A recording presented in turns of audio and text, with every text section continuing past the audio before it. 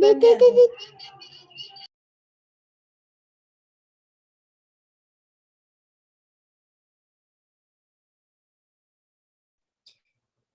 Iniciamos la transmisión en vivo. Le damos la palabra al profesor David Gómez Gamboa, director de Aula Abierta, y a la profesora Beatriz Borges, directora de CEPAS, para que den apertura a este evento. Adelante.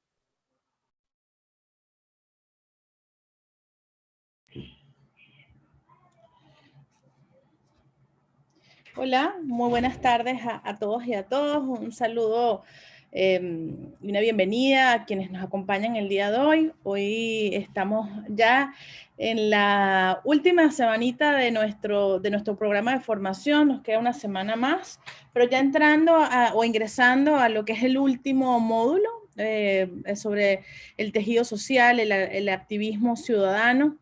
Y bueno, vamos a tener hoy dos ponencias particularmente importantes para poder llevar a cabo todo este contenido, estos aprendizajes que hemos tenido en los primeros dos módulos, ¿no? Para este proceso formativo, primero vamos a contar con la ponencia de Juan Carlos Mogollón, quien es el coordinador de redes y activismos del Centro Justicia y Paz.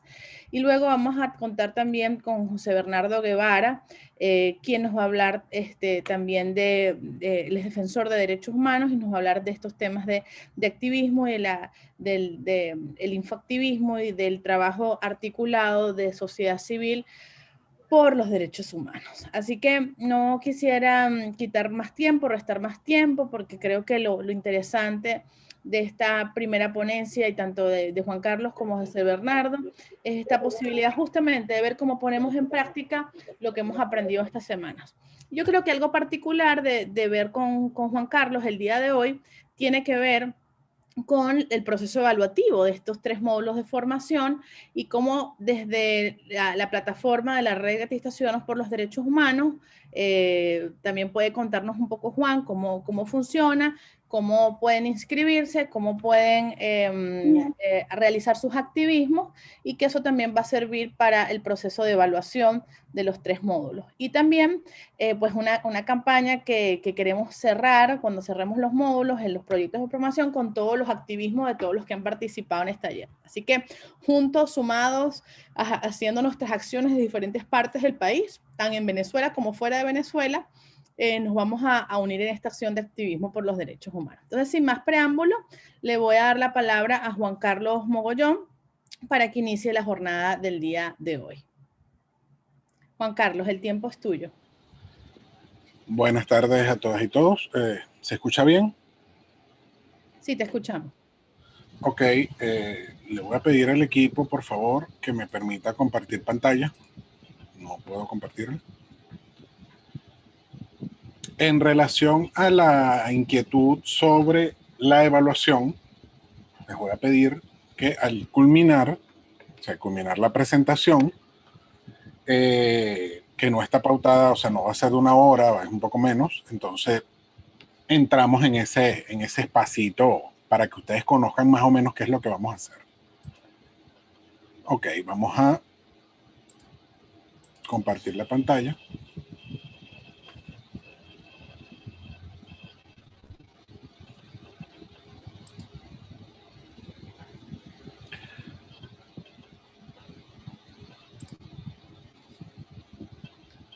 Me indican, por favor, si se ve, si pueden ver ustedes la presentación. Sí, perfecto.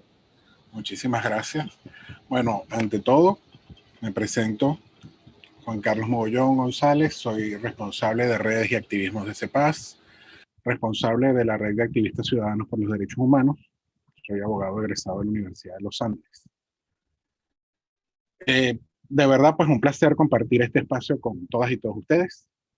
Hemos tenido la oportunidad de recibir muchísima información durante estas semanas de la mano de excelentes profesionales que nos han hablado sobre el tema de los derechos humanos, sobre la incidencia internacional, que muchos de ustedes estaban bastante interesados el día de ayer. Perdón. Y bueno, personas con las que de verdad me siento honrado de compartir en esta formación y de que ustedes nos puedan acompañar. Pero Hoy vamos a mirar un poco hacia acá, hacia nuestro espacio. Esos puntos de partida, esos espacios que tenemos nosotros desde nuestras acciones en nuestra comunidad, en nuestros grupos de trabajo, en nuestras organizaciones. Por eso vamos a hablar hoy un poco sobre la perspectiva actual del infoactivismo ciudadano en Venezuela.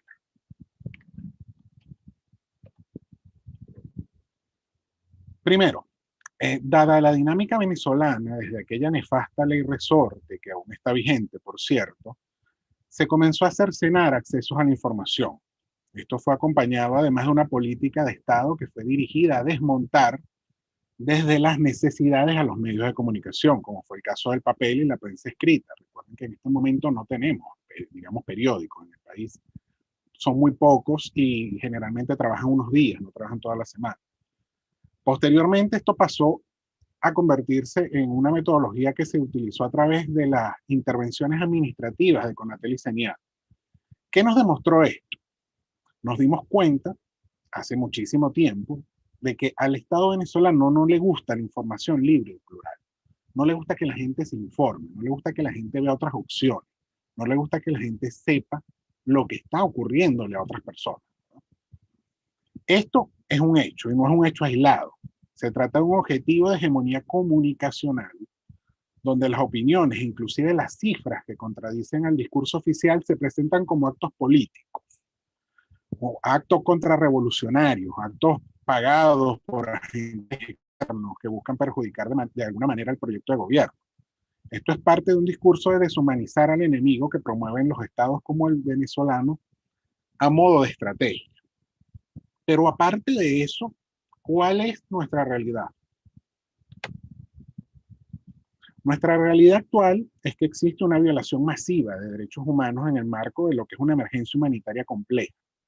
Una emergencia que incluso es aceptada de manera implícita por el Estado venezolano cuando el Estado participa en una respuesta coordinada por la ONU en este sentido. Más allá, por supuesto, de ese discurso manido del bloqueo, pues sabemos que se siguen comprando, en este caso, armas y camionetas 4x4 para los jefes militares, pero se puede entender que se hayan ido dejando atrás entonces para la gente, para la sociedad en general, aquellas creencias de que el tema de los derechos humanos y los cambios sociales son temas exclusivos de organizaciones de derechos humanos y actores políticos. Tanta gente está sufriendo las consecuencias de la situación actual en Venezuela que nadie puede decir, no, eso no me toca a mí. Eso, yo no me veo afectado por eso. ¿Qué pasa? Y esta es la primera pregunta que yo les hago a ustedes. ¿Qué pasaba cuando veíamos una protesta contra X gobierno de turno? ¿Qué era lo primero que veíamos nosotros? Veíamos muchísimas, digamos, medios de comunicación. Veíamos personas, representantes de prensa, de radio, de televisión. ¿Y qué pasa hoy?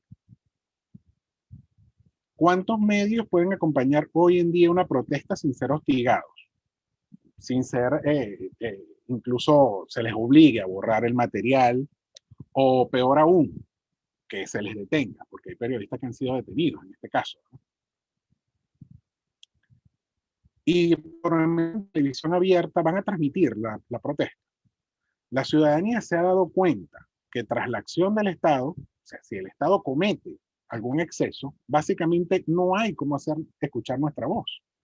Entonces, ¿qué le toca hacer a la sociedad civil? ¿Qué podemos hacer ante esa situación?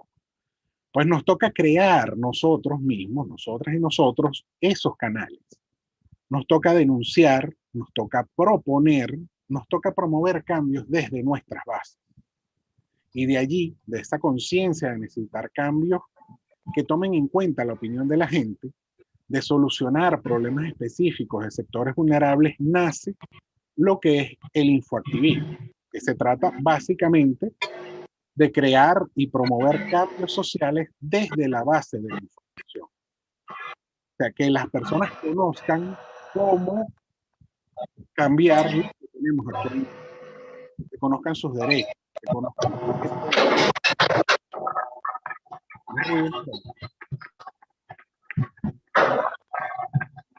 Es importante. ¿Qué queremos con el infantilismo? Romper con la visión pasiva. Esa visión que le gusta a los estados donde la gente no toma iniciativa.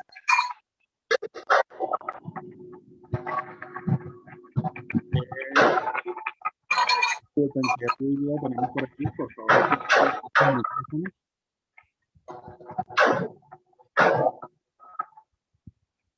Ok. Sigamos.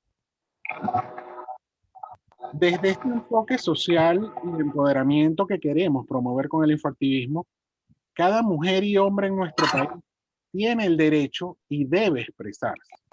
Debe plantear cambios, debe buscar mejoras en un marco de sociedad y de derechos humanos. Porque si hay algo claro, es que en ningún escenario, y menos aún en esta Venezuela, los cambios reales serán inclusivos si no hay participación directa de la ciudadanía. Esto podemos recordarlo, por ejemplo, en este momento actual con el LGBTI, que está siendo puesta de lado. Recientemente. Persona, mi inscrito, si por favor pudiese cerrar su micrófono, gracias.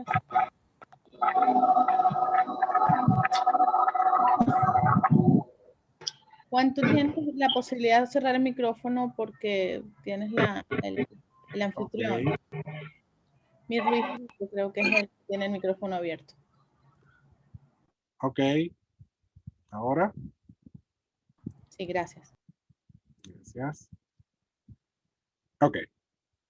Les decía que tenemos el caso en este momento de la comunidad LGBTI que está siendo dejada de lado, ya se está diciendo abiertamente, no queremos reconocerles derechos. ¿Qué nos dice eso? Que a nosotros no nos van a regalar soluciones. No nos van a ir a buscar a nuestras casas, a nuestros trabajos, a nuestras universidades para decirnos, mira, aquí están en bandeja de plata los cambios que tú o tu comunidad necesita. ¿Verdad? Es importante esto. Nuevamente se escucha un ruidito por allí. Ok.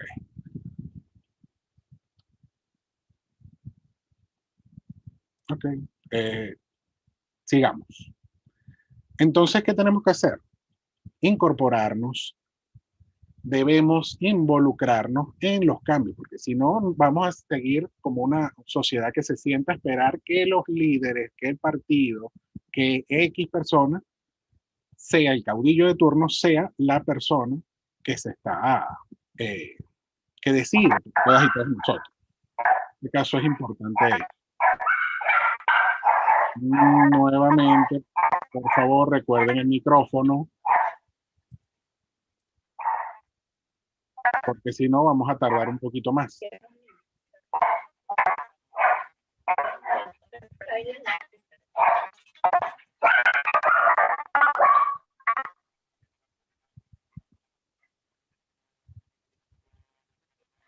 Ok. Me disculpan que se movió esto aquí.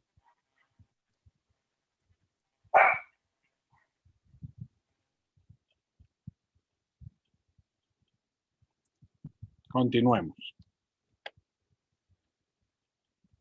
Ahora bien, una pregunta que resulta pertinente, sobre todo visto el patrón de persecución que diversas organizaciones están documentando en este momento en Venezuela, se ha documentado durante años, más aún en este contexto donde organizaciones y equipos de trabajo pues han sido hostigados, criminalizados, detenidos por el gobierno. ¿Cómo hago yo activismo o infoactivismo en Venezuela sin ponerme en un riesgo grave? Esa es una cuestión que muchísimas personas nos dicen, sobre todo cuando se están incorporando. Eso debemos tenerlo en claro, ¿no? Es importante que lo veamos en algún momento porque está siempre sobre la palestra. Mira, ¿cómo soluciono yo esto? ¿Cómo participo sin que haya una represión contra mí? Digámoslo de esta forma. Carla, me está moviendo la presentación.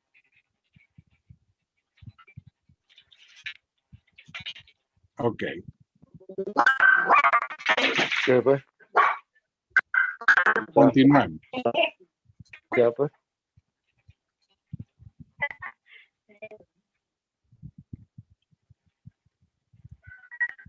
Disculpen, necesitamos, por favor, para poder continuar, que los micrófonos estén en silencio.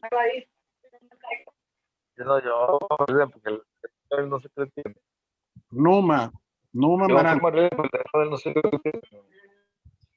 Juan, si quieres me pasas Disculpa, si quieres me pasas el host, por favor.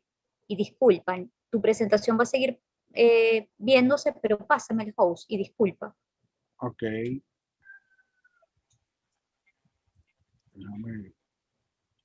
Por favor, pedimos a las personas presentes que mantengan sus micrófonos apagados y sus cámaras apagadas para evitar interrupciones al ponente. Listo. Gracias, Juan. Puedes continuar. Gracias.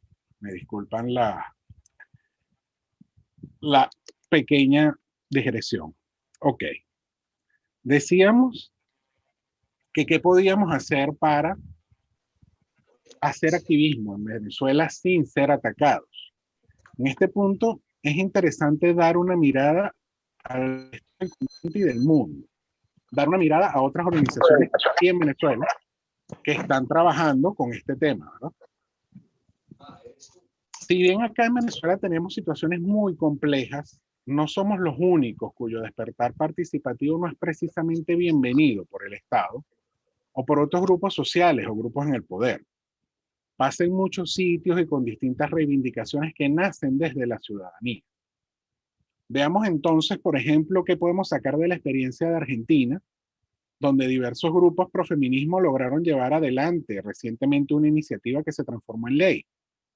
Hablamos, por supuesto, de lo referente al aborto, que si bien es un tema bastante complejo en todo el continente, en Argentina destacamos que se involucró a todo el país. Se involucró al poder legislativo, se promovió una discusión entre grupos sociales, en muchos casos una discusión fuerte, pero también una discusión muy franca y en la que participaron muchísimas personas. Y eso es lo importante, eso es lo bonito de la experiencia, ¿no?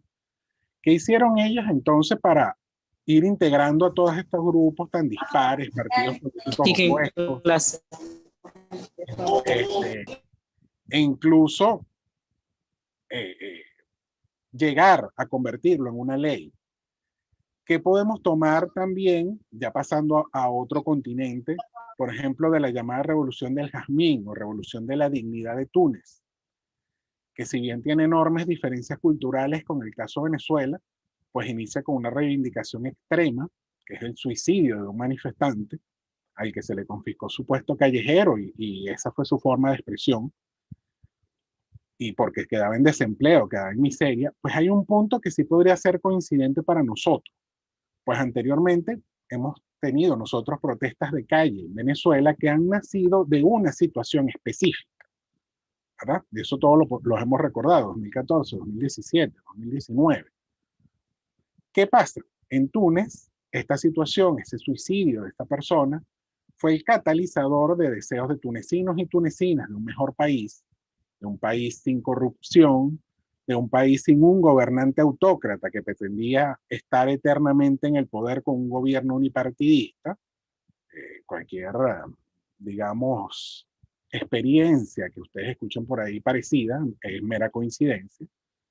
Entonces, ¿qué hicieron ellos para lograr sus objetivos? Porque la Revolución de Jazmín logró sus objetivos, rompió el sistema, rompió ese sistema que ostentaba la autoridad del Estado y cambió a un Estado democrático con todas sus dificultades, pero allí están. ¿Cómo rescato yo esas experiencias en un país tan represivo y tan asfixiante como es Venezuela? Piénsenlo un momento. Piénsenlo un momento allí y veamos, ¿creen ustedes que podamos hacerlo? ¿O no podemos? Sigamos.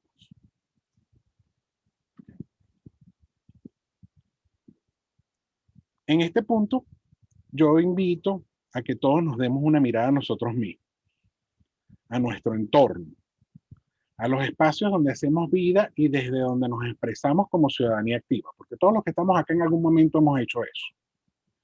Estamos trabajando en nuestras organizaciones, en nuestros gremios, desde nuestra universidad, pero ese entorno esa capacidad de promover realmente cambios, de ser tomado en cuenta como sujetos de derecho, va a relacionarse también con la incidencia que nosotros podamos lograr.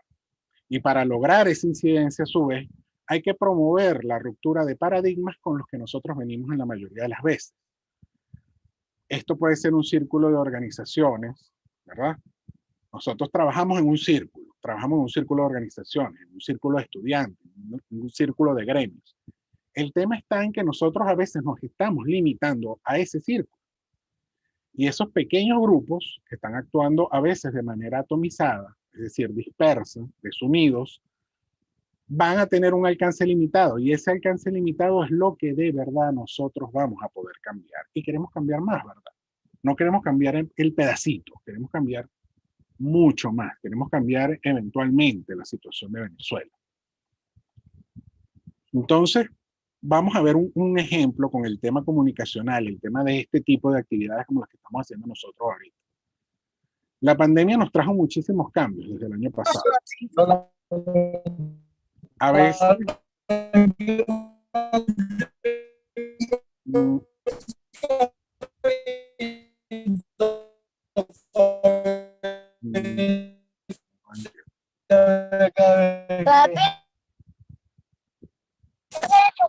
le di el pito al muchacho.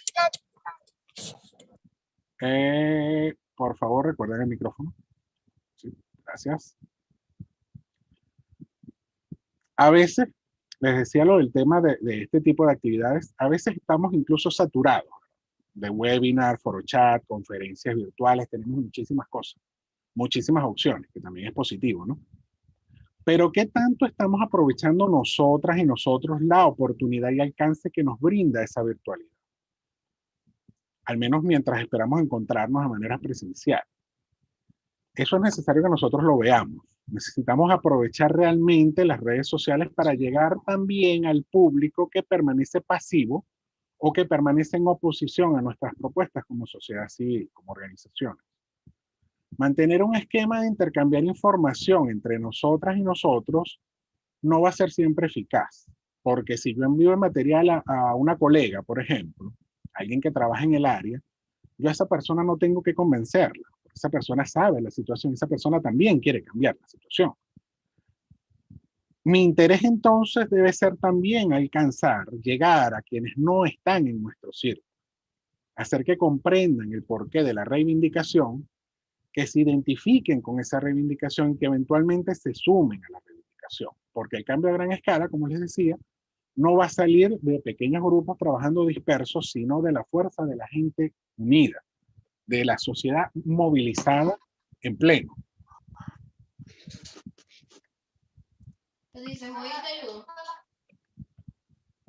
¿Cómo podemos hacer entonces mejor el proceso? Hay que estudiar, hay que identificar, hay que optimizar la incidencia. Todo va a girar alrededor de la incidencia como infoactivistas. ¿Cómo hacemos que nuestra propuesta de cambio sea tomada en cuenta por más gente, por el resto de la sociedad y así llegue a hacer presión en las estructuras de poder nacional e internacional, como fue el caso, por ejemplo, de Argentina, que conversábamos recién? ¿Cómo lo hacemos? Pues organizando y diseñando estrategias. Un ejemplo, y ese ejemplo muchas personas se van a identificar. Ojo, si yo tengo una queja sobre el trabajo de la alta comisionada para los derechos humanos en relación a Venezuela, mi incidencia no puede limitarse a increparla por Twitter, a decirle 4 cosas por Twitter. Primero, lo más seguro es que no me vaya a leer. Y segundo, si me lee, no va a pasar de ser un simbólico desahogo.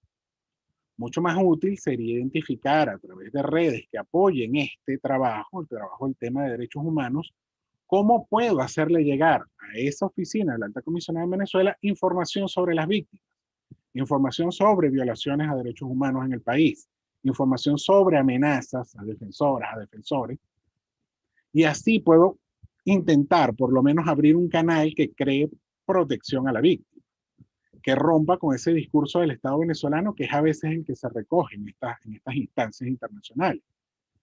Esto es un ejemplo básico.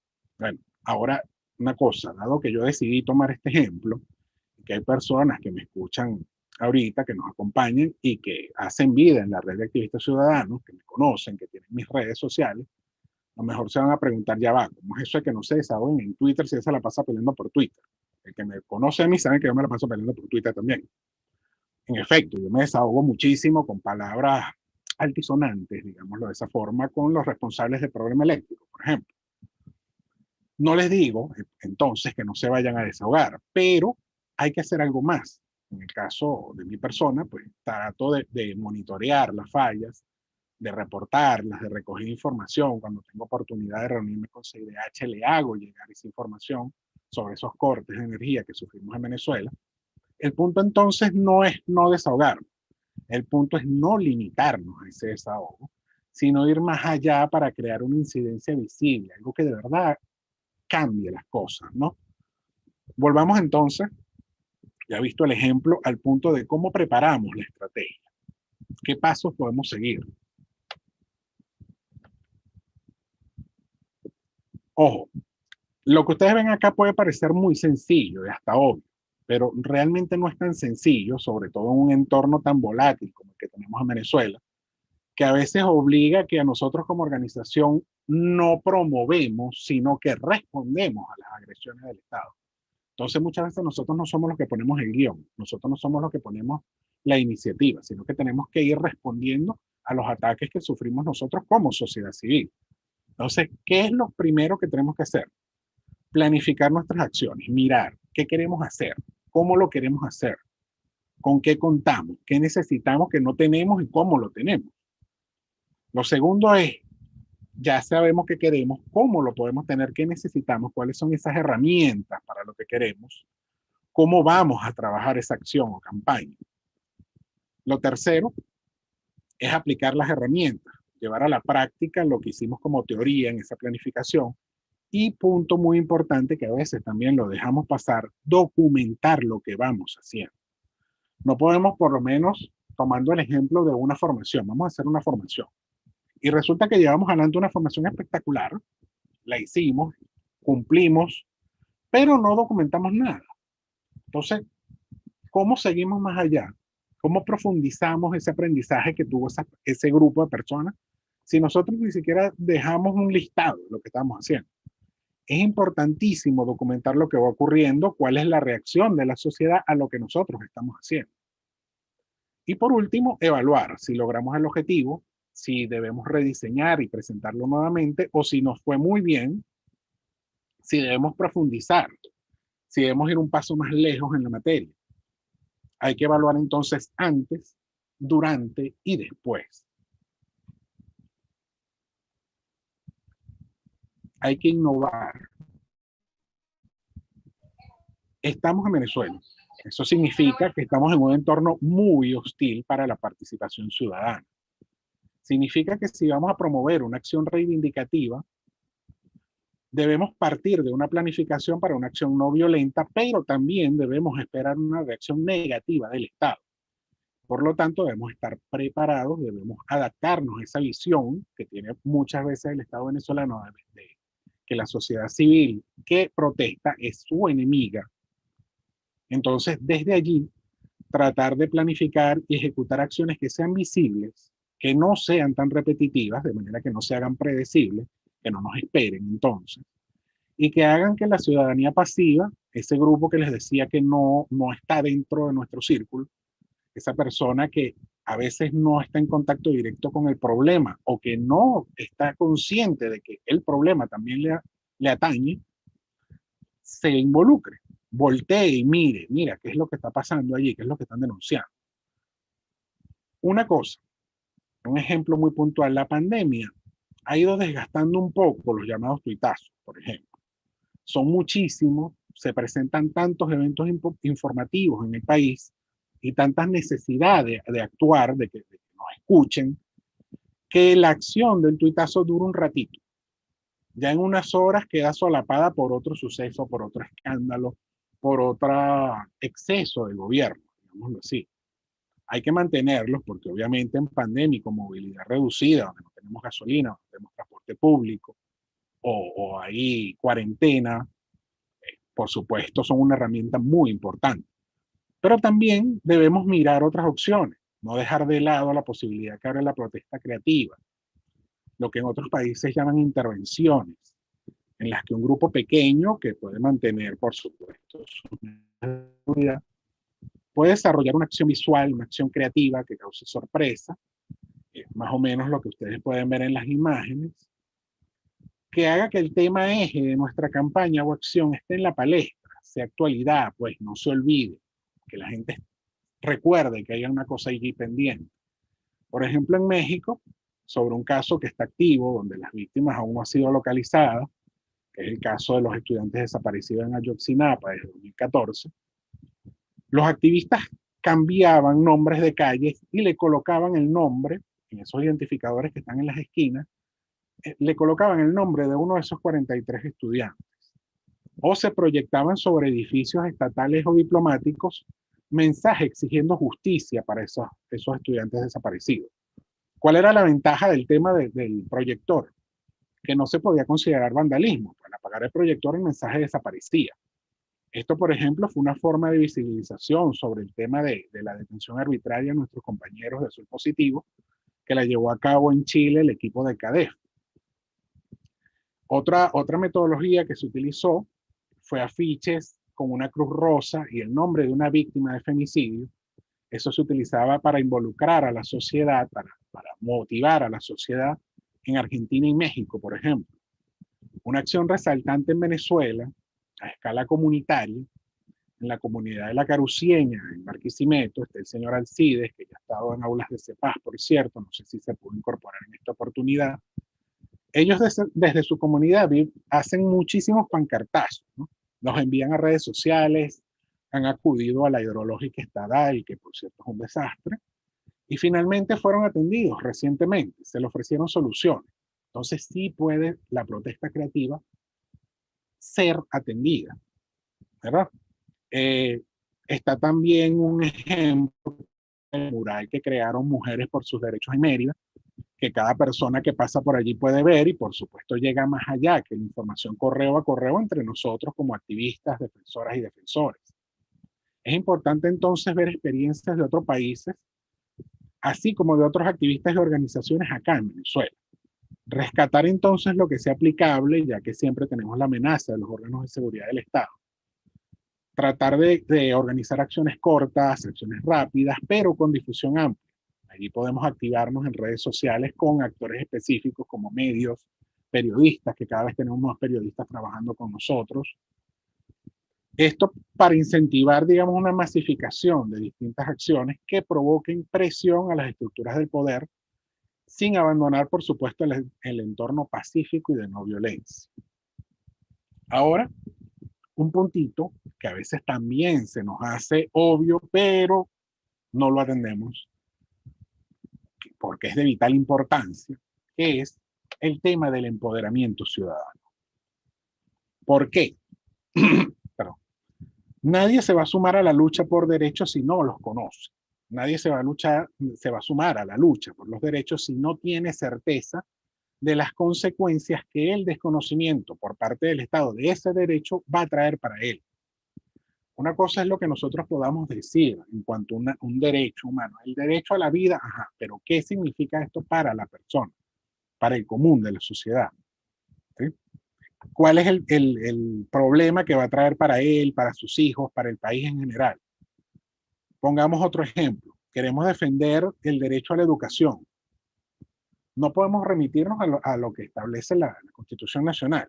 Debemos enseñar a la sociedad qué pasa cuando se debilitan las universidades, cómo va a ser el futuro para sus hijos y nietos en un país que no tiene alternativa de estudiar, por ejemplo, un país donde no hay capacidad de desarrollo. Llamar y hacer dinámicas de grupo donde los jóvenes digan cuáles son sus sueños y expectativas a futuro y contrastarlos con la realidad que tenemos en este momento. Ejemplo, ¿quieres ser médico? Ajá, pero si no hay universidad libre, sino de acceso únicamente para miembros del partido en el poder y tú no formas parte del partido en el poder, ¿cómo vas a poder ser médico? Otro ejemplo muy actual también es que el Estado venezolano está promoviendo ahorita un grupo de carreras prioritarias, las cuales van a recibir el impulso del Estado.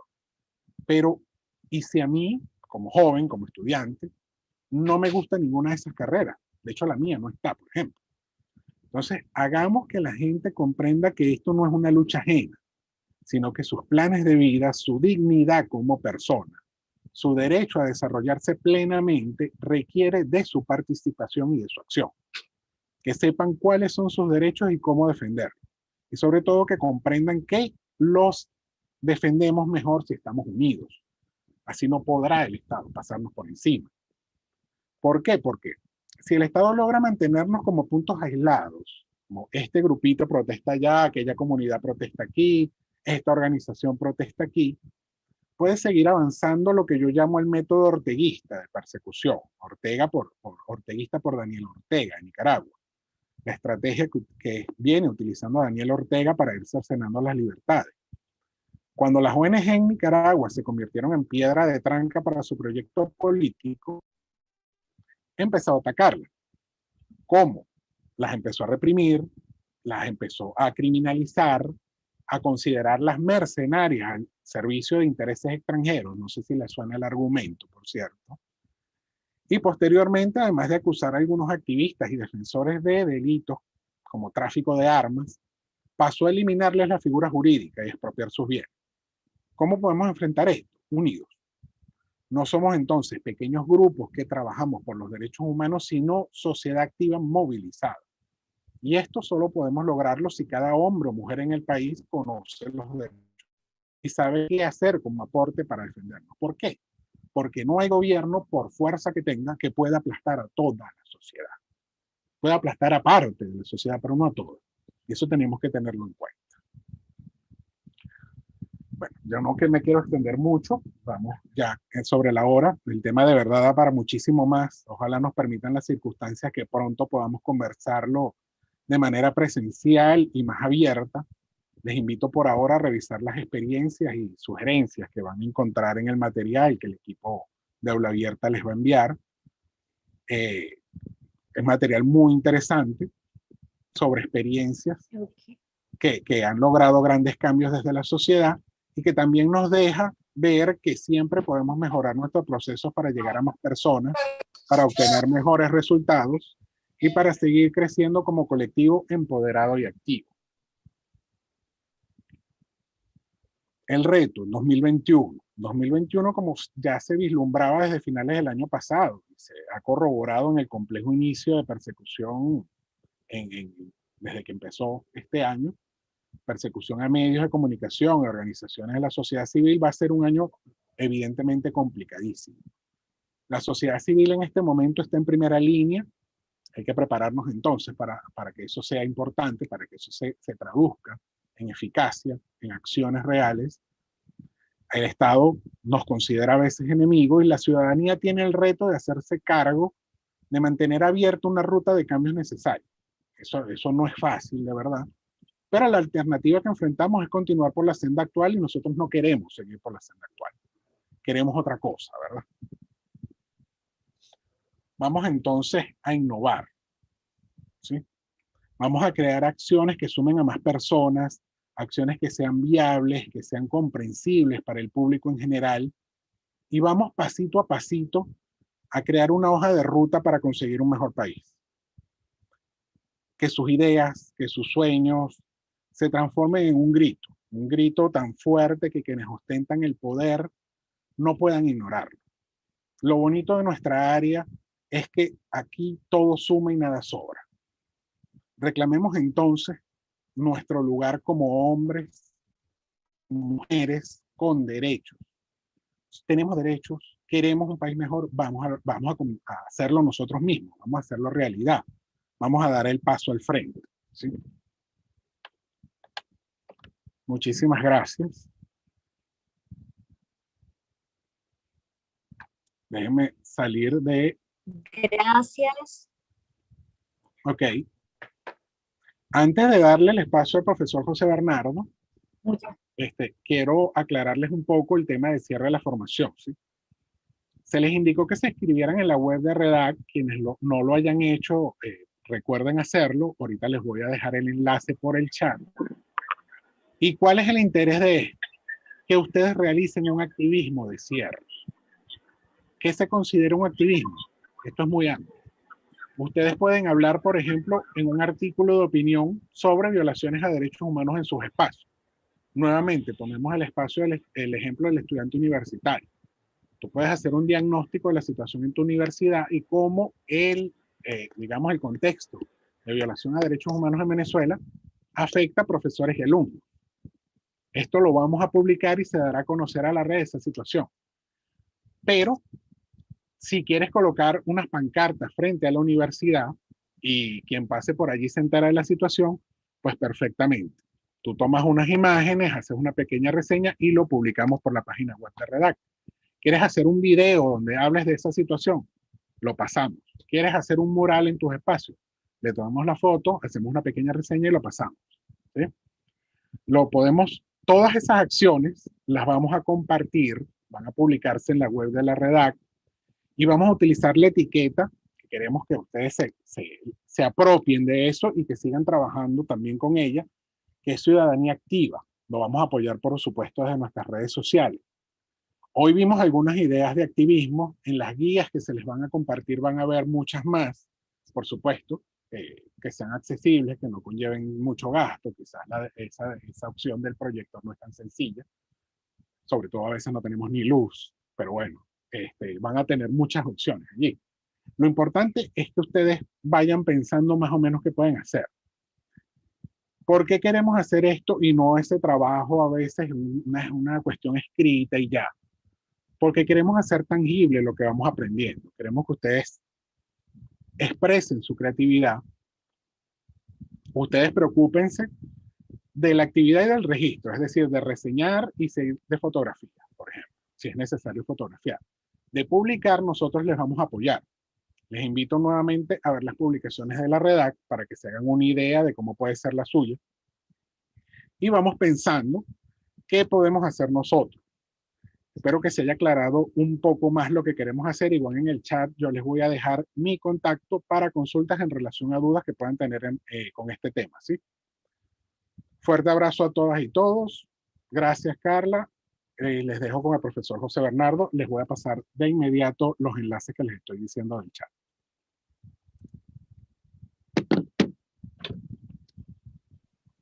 Gracias, Juan Carlos. Muy agradecidos. Hay algunos comentarios. Mientras se conecta el profesor José Bernardo, vamos a leer estos comentarios.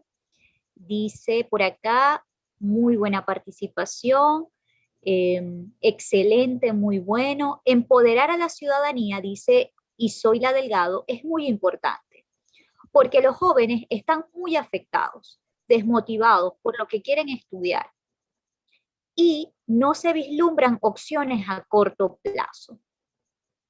Todo debe partir de educar a la sociedad, dice María Mamposo, y que reconozcan sus derechos y sepan diferenciar. Dice Beatriz González, impermeables a la desesperanza. Excelente, doctor Juan Carlos, muy motivador, gracias, mogollón, dice Edward Ocariz. Dexi Trejo también menciona por acá, excelente, muchas gracias. Bueno, creo que esos son todos los comentarios de agradecimiento por la ponencia del día de hoy de Juan Carlos Mogollón. Vamos a intentar revisar nuevamente a ver si el profesor José Bernardo se ha conectado. Si no se ha conectado, hay un comentario, dice Ángel Lanoy, ciertamente es fundamental formar a la ciudadanía. Pienso que primero deben ser atendidos para sacarlos del quiebre psicológico, sanarlos internamente, puesto que nadie puede ayudar si está vacío por dentro. O peor aún, si es lo que tiene dentro son aspectos negativos. Luego hay que generarles conocimientos para empoderarlos, que sean resilientes y sumarlos a la lucha. Pues un país no lo hace en su riqueza, lo hacemos las personas, con nuestra manera de pensar y de actuar. Ahora sí está conectado el profesor José Bernardo. Quisiera que abriera la cámara para confirmar que efectivamente ya está conectado con nosotros. Ok, formalmente entonces doy la bienvenida al profesor José Bernardo Guevara. Él es coordinador de investigación del Centro de Derechos Humanos de la UCAP, de la Universidad Católica Andrés Bello, y además es profesor dentro de esa casa de estudio. Sin más, profesor, les damos la palabra. Adelante.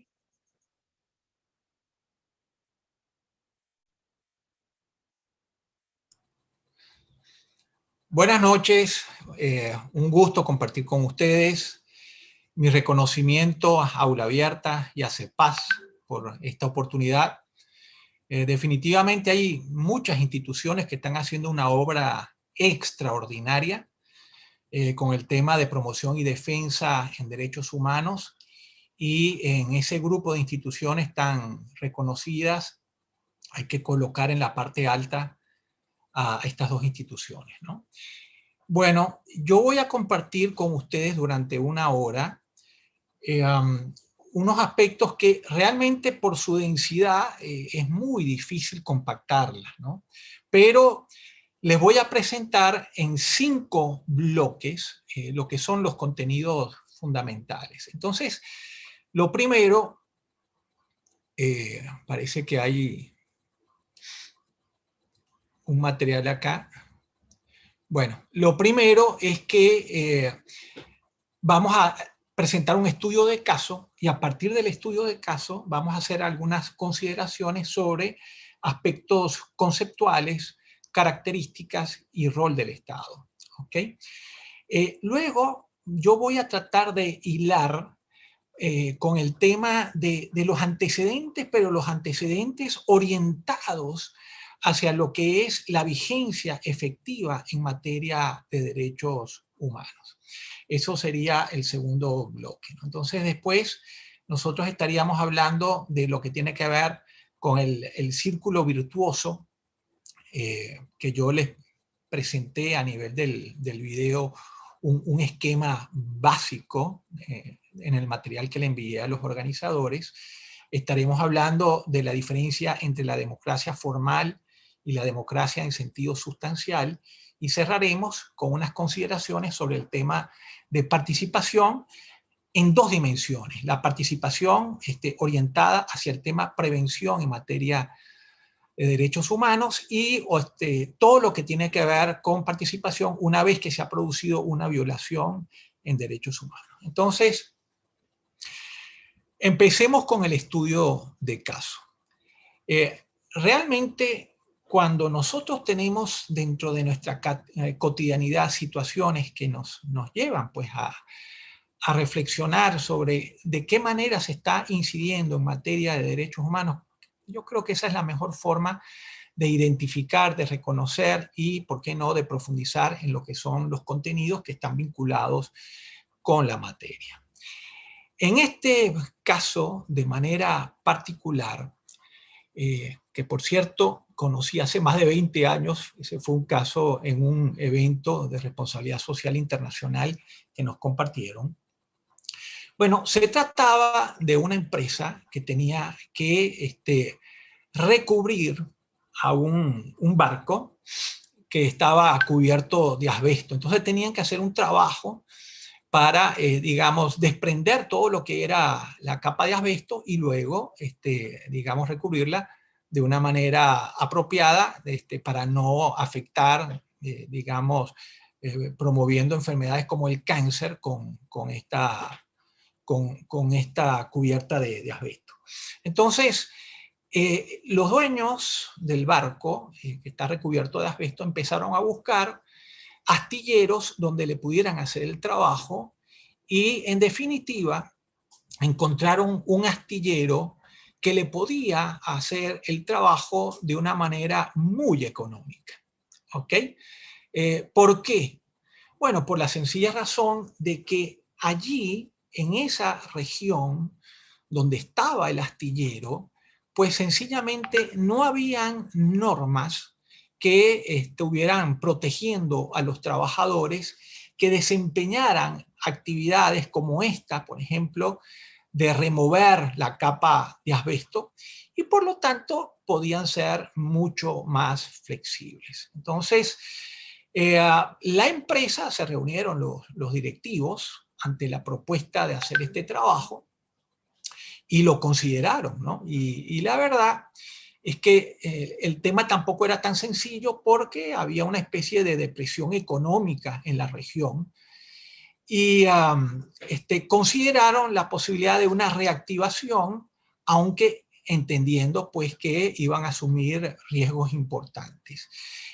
Puntualizo que evidentemente al no tener una normativa que estuviera protegiendo a los trabajadores para suministrarle todo lo que eran los equipos necesarios en la generación de esta actividad, bueno, al no tener estas normas, pues se aprovecharían de este vacío normativo a los efectos de generar una actividad que en definitiva se iba a traducir en un beneficio tanto para la empresa como para los trabajadores, porque en definitiva para los, digamos, los directivos se les estaría generando una oportunidad laboral.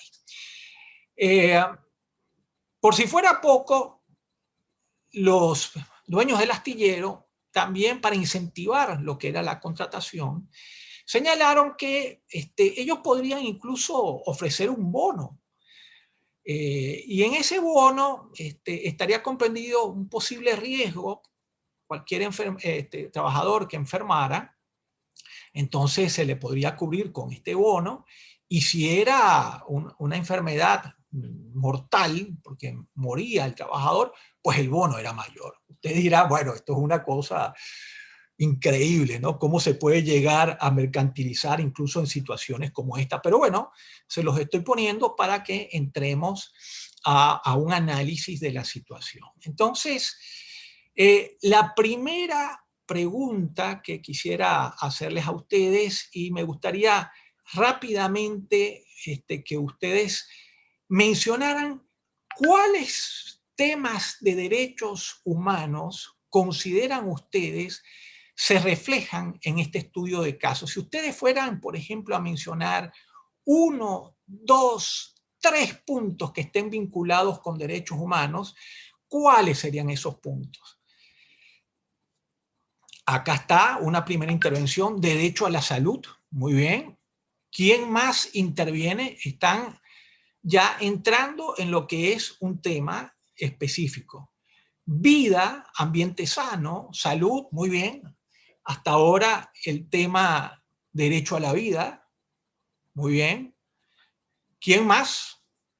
Derecho al trabajo, muy bien. Muchas gracias a todos los que están participando. ¿Qué otro enfoque creen ustedes pudiera estar acá relacionado? Además de los derechos, ¿qué tipo de problemáticas pudieran estar vinculados? Derecho laboral, derecho a la salud. Ok, ustedes lo están asociando, por ejemplo, derecho al salario digno.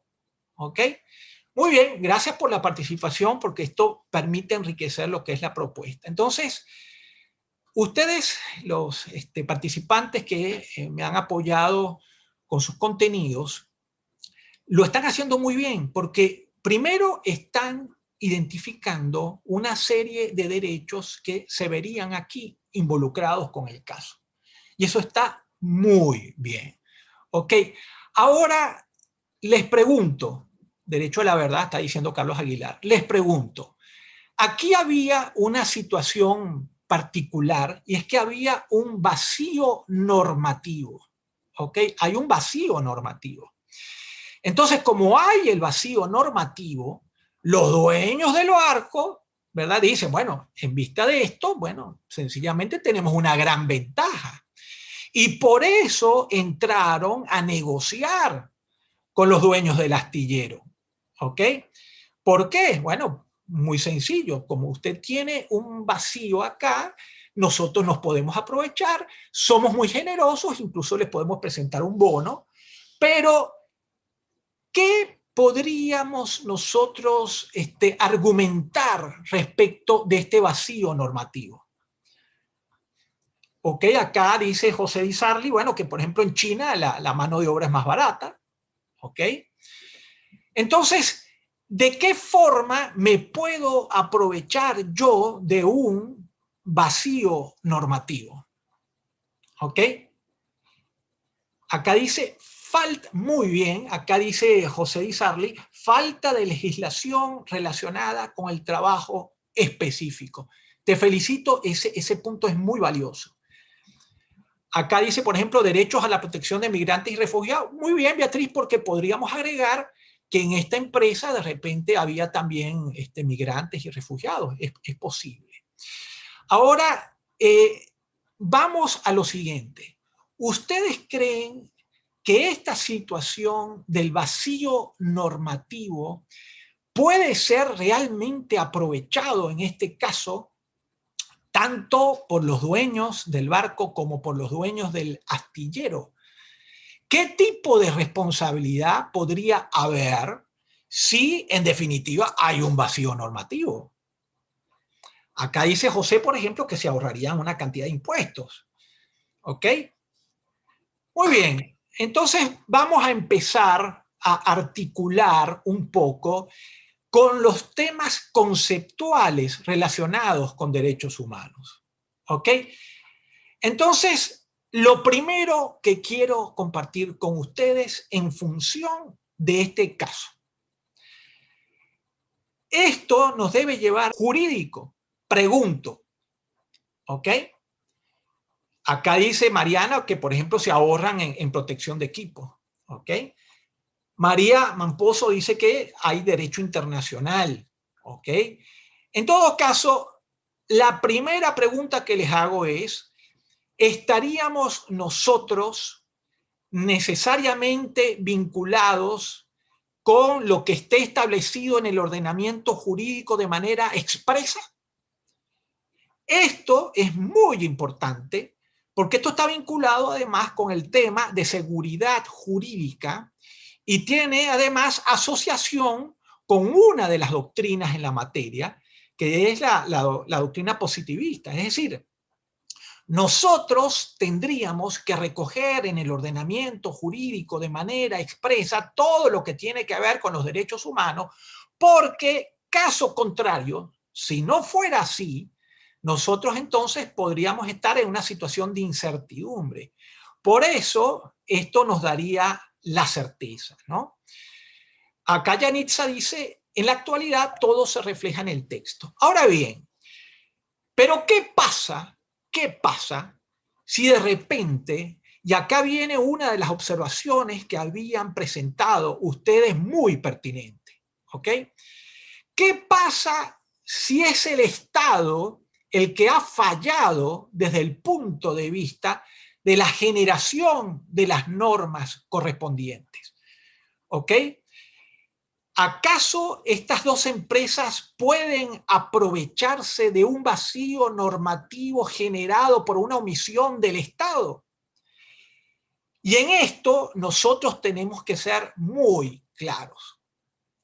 Los estados tienen varias obligaciones en materia de derechos humanos. ¿Ok? Evidentemente la obligación de respeto, pero asimismo la obligación de garantía. ¿Ok? Entonces, acá está diciendo María, los tratados internacionales son vinculantes. Muy bien. Entonces, fíjense lo siguiente.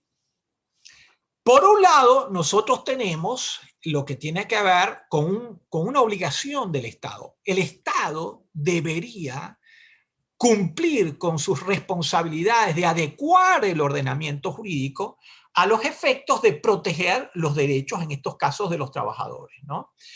Están haciendo mención muy pertinente ya al sistema internacional y ya voy a ir para allá. ¿Ok?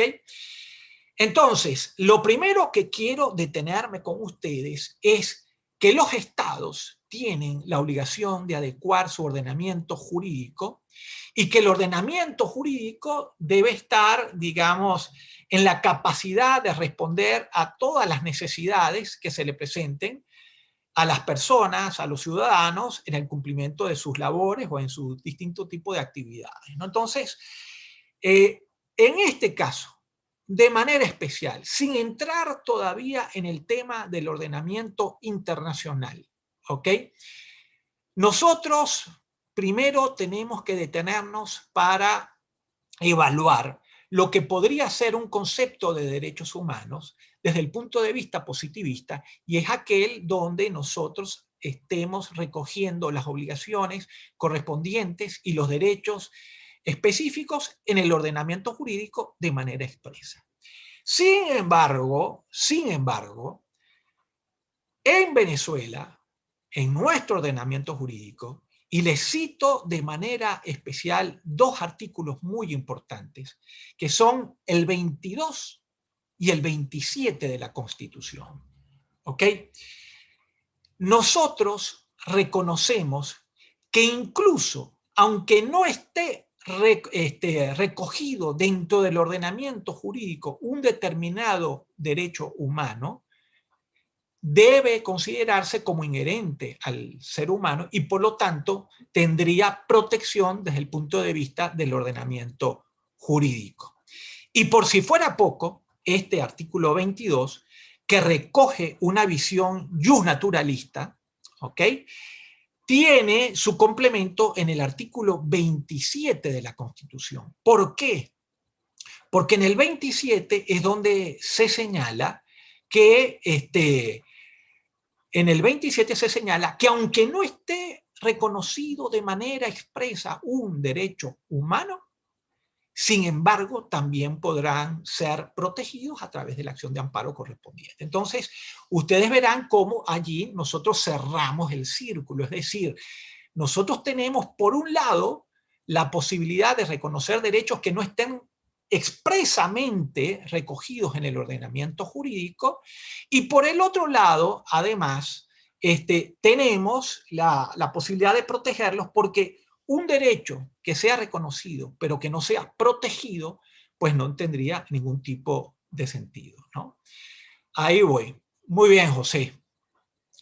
Aquí José dice que el hecho de que no haya legislación no debería evitar lo que tiene que ver con la responsabilidad de las empresas. Y es cierto, por ejemplo, nosotros incluso tenemos en el ordenamiento jurídico normas generales, por ejemplo, en el ámbito del derecho penal. Si yo, por ejemplo, que conozco que existe un determinado riesgo que puede afectar la salud y la vida de una persona, pues si yo conozco de ese riesgo y sin embargo llevo adelante una serie de actividades que en definitiva afectan la salud y la vida, evidentemente hay una responsabilidad. Pero a lo que voy ahorita es que yo estoy tratando de articular para que ustedes visualicen cómo en un ordenamiento jurídico nosotros podemos tener visiones más hacia el justnaturalismo, donde no hay una camisa de fuerza del ordenamiento jurídico expreso, o hacia el sistema positivista, y hay otro tipo de visiones, como por ejemplo las visiones que están centradas en el ámbito histórico, pero sobre eso después me voy a referir. Hay otras visiones donde señalan que los derechos podrán variar dependiendo de cuál es la época histórica, en el contexto cultural determinado, y que por lo tanto lo que es hoy un derecho humano de repente mañana deja de serlo. En todo caso, en Venezuela, en nuestro ordenamiento jurídico, nosotros hemos reconocido una visión justnaturalista, y aquí me voy a centrar en el concepto del profesor Pedro Niken. Yo les recomendé como lectura el material del profesor Pedro Niken sobre el concepto de derechos humanos, que no es otro, en su parecer, que los atributos inherentes a la dignidad del ser humano que se hacen valer frente al Estado. ¿Ok? Entonces, esta concepción de atributos inherentes a la dignidad del ser humano que se hacen valer frente al Estado, podemos dividirla en dos grandes partes. Por un lado, este tema de los atributos inherentes a la dignidad del ser humano ya nos dan a conocer que independientemente que el Estado haya reconocido o no ese derecho existe porque es inherente a la dignidad del ser humano. Es más, nosotros no podríamos de ninguna manera entrar a pedirle al Estado que reconozca el derecho como tal, sino a exigirle porque esos son derechos que nos corresponden. Esos son derechos que nos son inherentes y que por lo tanto el Estado lo que tiene que hacer es reconocerlo. Y no solo reconocerlo, sino evidentemente proveer con todas las garantías para que esos derechos sean vigentes. Entonces, voy cerrando esta primera parte, que tiene que ver con las obligaciones de respeto y garantía, como dice María, por parte de los estados en materia de derechos humanos.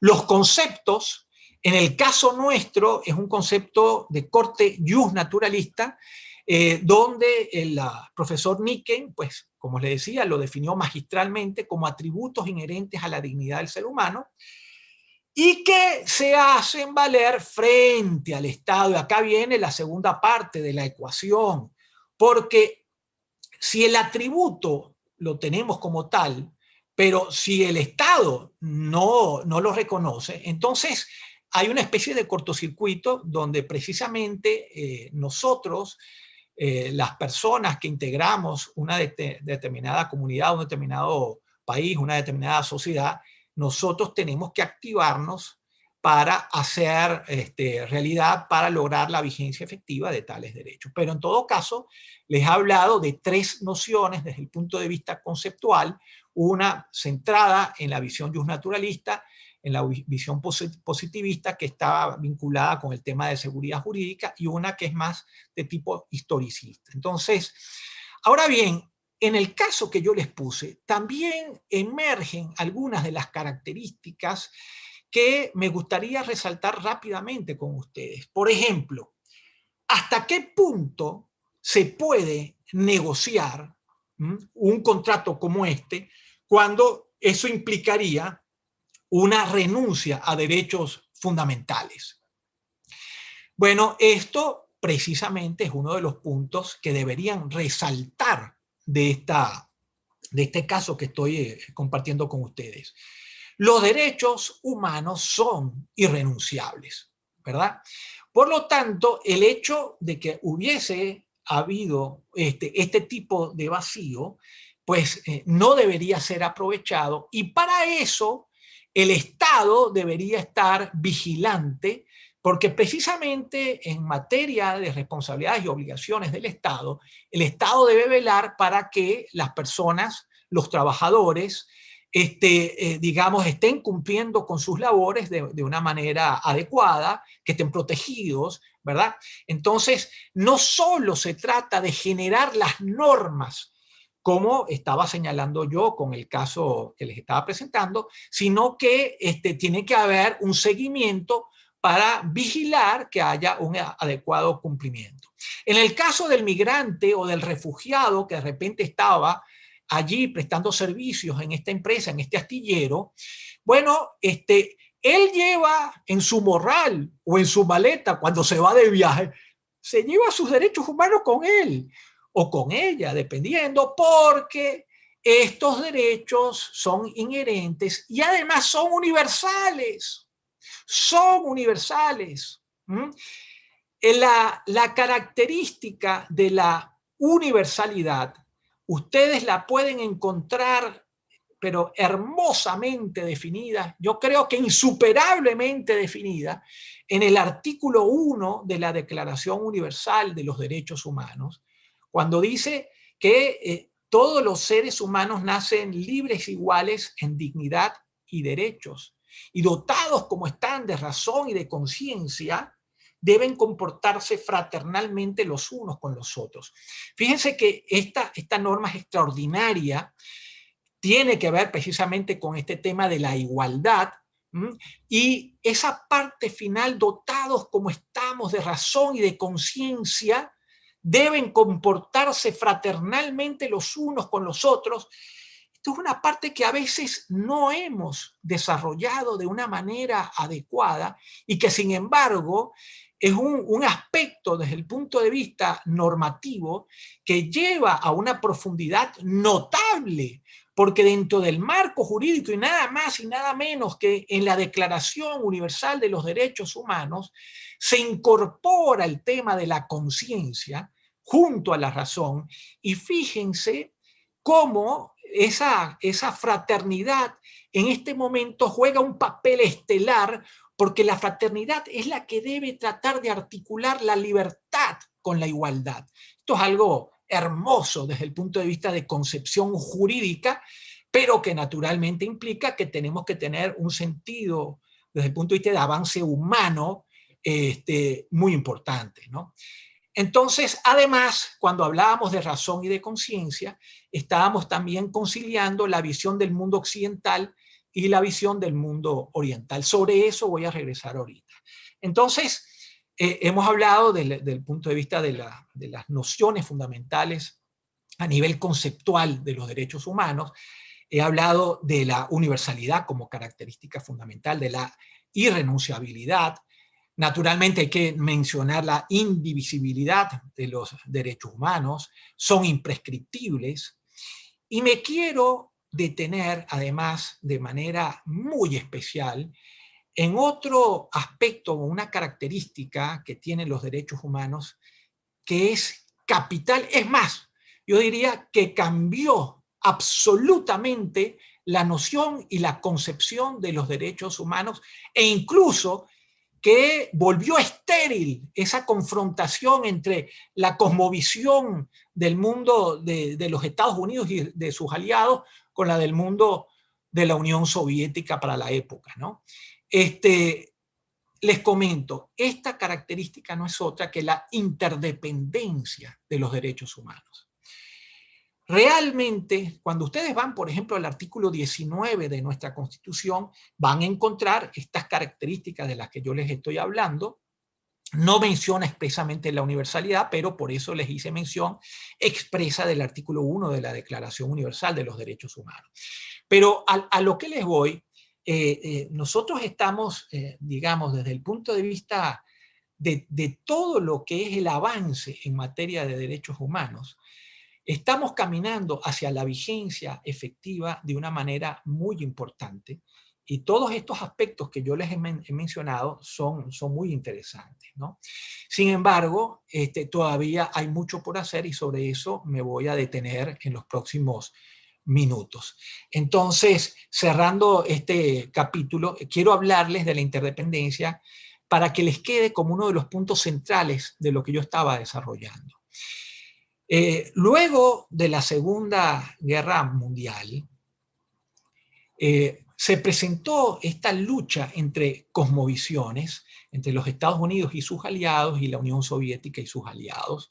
Uno más centrado en el tema libertad, en el otro más centrado en el tema de igualdad, justicia, ¿verdad? Entonces, cada quien quería imponer esa cosmovisión de manera particular. Todavía hoy tenemos este tipo de lucha por tratar de hacer predominante estas visiones donde los derechos individuales privan sobre los colectivos o los colectivos sobre los individuales, y todo este tipo de cosas, los derechos civiles y políticos sobre los económicos, sociales y culturales, o a la inversa. Y resulta ser, sobre todo después de la Declaración de Viena de 1993, no debería haber ningún tipo de duda de que estas cosmovisiones confrontadas no tienen sentido. No tienen sentido. ¿Y por qué no lo tienen? Porque los derechos humanos son interdependientes. Por lo tanto, debo entender que, por ejemplo, el tema ambiental puede tener incidencia sobre la salud, el tema de la salud puede tener incidencia sobre la vida, y esto es algo que tenemos que reconocer como algo que cambia absolutamente la visión de lo que hemos venido nosotros asumiendo desde el punto de vista de los derechos humanos. Yo no sé si ustedes habrán visto, por ejemplo, la película de Erin Brockovich, basada en una historia de la vida real, con esta Julia Roberts. Espectacular película, quienes no la hayan visto se la recomiendo. Bueno, resulta ser que una empresa estaba contaminando una comunidad. Esta empresa trató de destruir la prueba donde se demostraba que ellos estaban contaminando, y Julia Roberts, de una manera casi que casual, logró empezar a atar cabos de cómo algunos casos que se estaban presentando en la comunidad tenían directa vinculación con esta situación de contaminación. Bueno, esto es algo que debemos tener muy presente, ¿ok? En pocas palabras, nosotros tenemos que aprender a tener una visión integral del tema de los derechos humanos. No podemos estar asociando, examinando una determinada problemática de los derechos humanos en compartimientos estancos.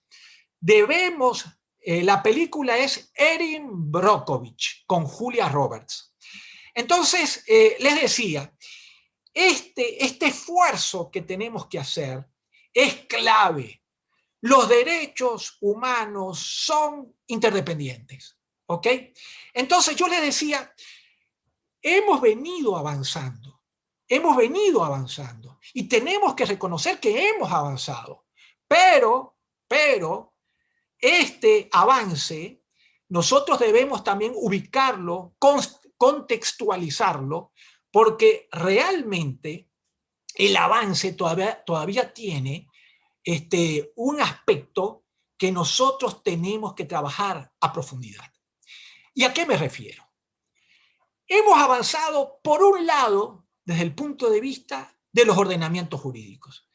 El profesor Carlos Luzberti, yo estuve viendo su presentación brillante como siempre, el profesor Carlos Luzberti les hablaba de cómo dentro de un marco del liberalismo a finales del siglo XVIII empezaron a emerger unas declaraciones de derechos humanos, ¿ok?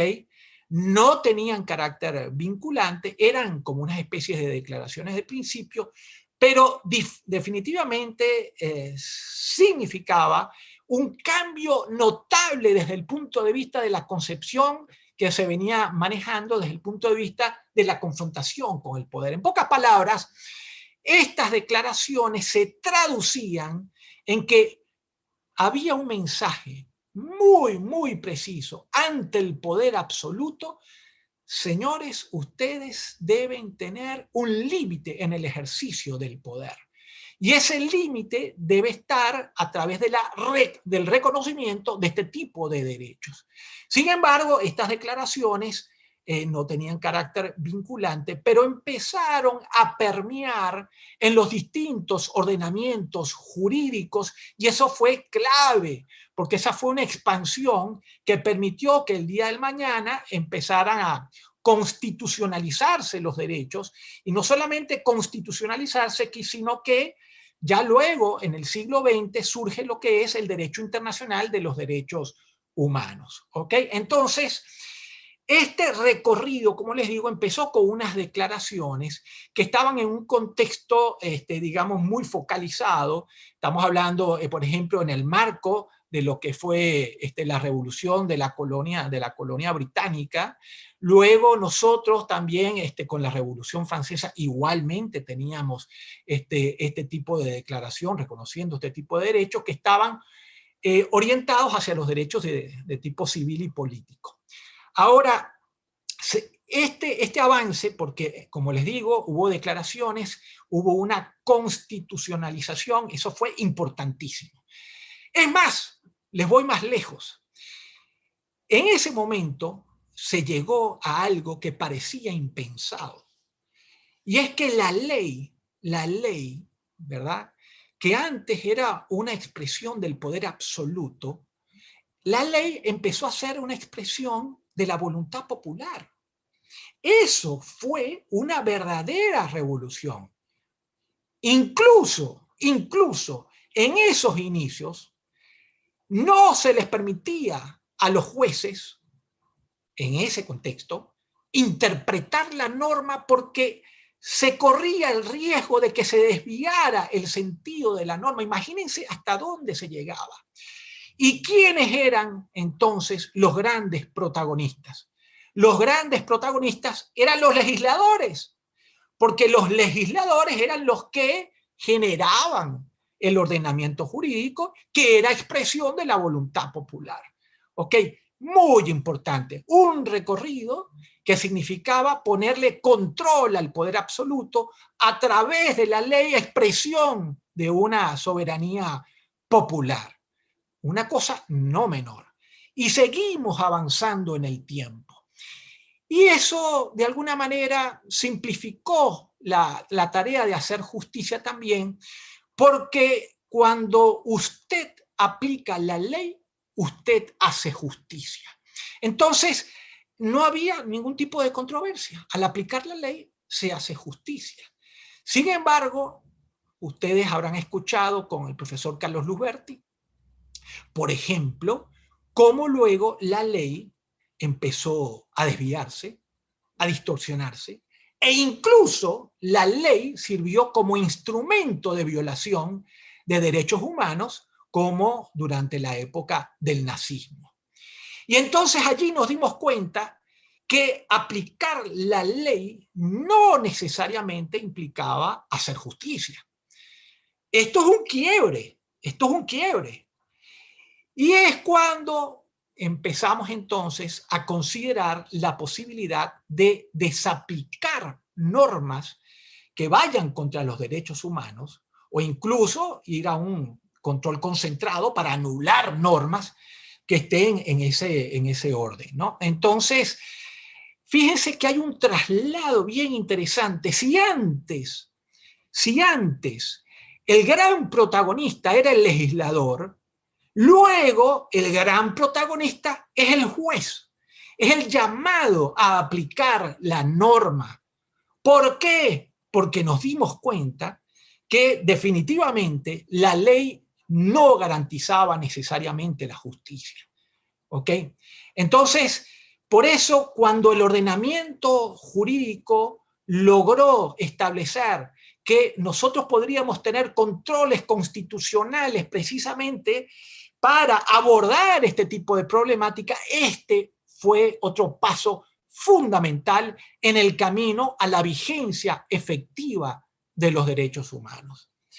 Y si ustedes me preguntan cuál es mi mensaje central en esta conferencia que estoy compartiendo con ustedes hoy, dentro de todo esto que estoy compartiendo con ustedes, el mensaje central es que acá la gran discusión es que no bastan normas, no bastan normas, no bastan sistemas de protección de derechos humanos, tanto en el ordenamiento interno como en el ordenamiento internacional. Tampoco es suficiente.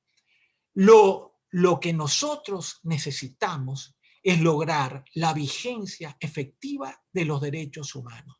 Porque podemos tener las normas, podemos tener los sistemas de protección, pero no necesariamente podemos lograr la vigencia efectiva de los derechos humanos, porque entre otras cosas se requieren, como comentaba Carlos en su ponencia, que haya un Estado de Derecho, que haya una separación de poderes y que realmente se cumplan con las normas, ¿no? Entonces, estos aspectos que les estoy compartiendo son realmente importantes para comprender lo que son nuestros roles, nuestros retos, nuestros desafíos en materia del logro de la vigencia efectiva de derechos humanos. Entonces, este recorrido, que yo llamo el recorrido hacia la vigencia efectiva de los derechos humanos, que empieza de manera notoria a finales del siglo XVIII, que se profundiza con la constitucionalización de los derechos, bueno, este recorrido encuentra un punto muy alto a mediados del siglo XX. ¿Ok? Ya en distintas ponencias se ha hablado de todo lo que significó la Segunda Guerra Mundial, y eso es algo que hay que tener muy claro. ¿Ok? Pero, ¿qué fue lo que pasó allí? ¿Qué fue lo que pasó allí? Bueno, todos esos ordenamientos internos de derechos humanos, bueno, empezaron a trascender. ¿Por qué? Porque resulta ser que ahora los estados se pusieron de acuerdo y dijeron, este tipo de tragedia, como la que sucedió en la Segunda Guerra Mundial, no puede volver a suceder. Entonces la Carta de la ONU de 1945 y luego los instrumentos internacionales de derechos humanos que se generaron en 1948, tanto en el ámbito regional americano como el 10 de diciembre de 1948 con la Declaración Universal de Derechos Humanos, bueno, eso es también un antes y un después, porque acá entramos en la fase de la internacionalización de los derechos. ¿Ok? Entonces, la internacionalización de los derechos también significó un aspecto que todavía hoy, de manera increíble, los estados se resisten a aceptar. Cuando logramos estos grandes acuerdos a nivel internacional, la soberanía se flexibilizó. ¿Ok? En pocas palabras, los estados que han suscrito, que se han obligado en materia de derechos humanos, contrayendo obligaciones desde el punto de vista internacional, no pueden luego desconocer los compromisos adquiridos bajo el argumento de la soberanía. Porque precisamente en un acto soberano, ellos suscribieron esas obligaciones que luego deben cumplir de buena fe. Esto es también algo fundamental desde el punto de vista de la comprensión de lo que es la vigencia efectiva de los derechos humanos. Entonces ya los estados no solo deben respetar y garantizar porque el ordenamiento interno se lo exige y se lo impone, sino que además hay toda una serie de compromisos internacionales que comprometen su responsabilidad. Y acá viene la máxima conquista probablemente en materia de derechos humanos de todo el siglo XX. La máxima conquista, ¿saben cuál fue? Que los individuos adquirieron la condición de sujetos de derecho internacional. Eso es lo máximo, eso es lo máximo. Imagínense un derecho internacional que estaba reservado únicamente para los estados, donde los estados eran los que discutían el sentido, el alcance y establecían sus obligaciones, y que ahora los individuos tengan esa capacidad de recurrir, cuando han agotado el ordenamiento interno, ¿verdad?, al sistema internacional para que se le haga justicia. Bueno, como les digo, esto es algo que definitivamente, así como les dije, que reconocer la ley como expresión de la voluntad popular fue una revolución extraordinaria, esta es otra que debemos entender en todo su sentido, en todo su alcance, en toda su profundidad, y donde nosotros debemos contribuir a que esto se reconozca como tal y que además los estados cumplan con sus obligaciones al respecto. De hecho, nosotros tenemos un artículo en la Constitución, el artículo 31, donde se señala que el Estado venezolano tiene que hacer cumplir las decisiones que se hayan dictado dentro del sistema internacional de derechos humanos. Y resulta ser que en la práctica la Sala Constitucional ha señalado que el último intérprete de la Constitución es la Sala Constitucional y que como las normas de derechos humanos de los tratados, de acuerdo con el artículo 23, ahora tienen rango constitucional, pues entonces ellos son los últimos intérpretes. Y de esta forma, todo el sistema internacional, incluyendo al intérprete último que deberían ser las instituciones, los órganos de los propios sistemas, han quedado de lado, han quedado soslayados en base a una interpretación que evidentemente es acomodaticia desde ese punto de vista.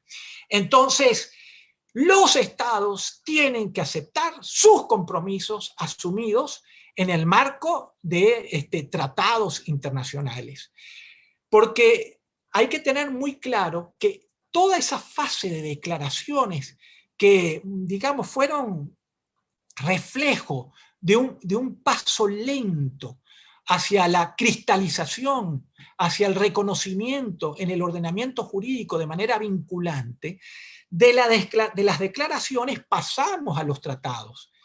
Y ya se han mencionado dos pactos fundamentales del año 66, como el Pacto Internacional de Derechos Civiles y Políticos y el Pacto Internacional de los Derechos Económicos, Sociales y Culturales. Entonces, pasamos de las declaraciones de principios a todos estos pactos, instrumentos vinculantes que ahora llevan a los estados a asumir obligaciones que deben respetar dentro de todas las, digamos, este concepto de buena fe que rigen el ordenamiento internacional.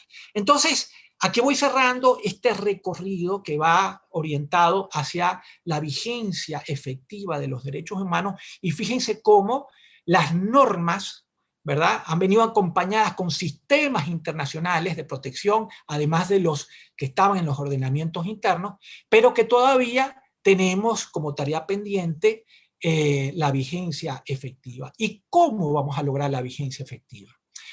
Bueno, Fernando Savater, el gran filósofo, señala que precisamente ese es el gran desafío del siglo XXI, lograr la vigencia efectiva de los derechos humanos. O sea, no es una cosa menor.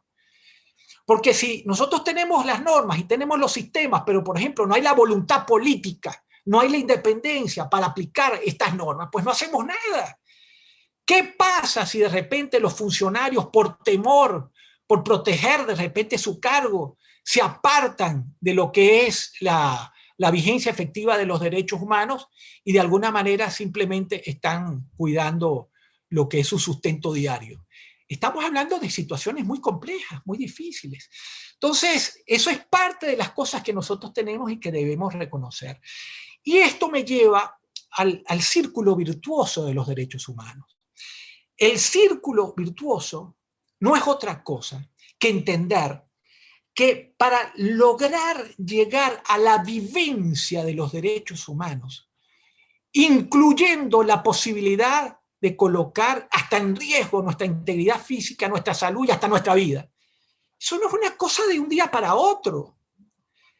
El círculo virtuoso de los derechos humanos consiste en que primero nosotros tenemos que tener un conocimiento de los derechos humanos. ¿Ok? Todas estas acciones, actividades, por ejemplo, de CEPAS y del aula, van en ese sentido.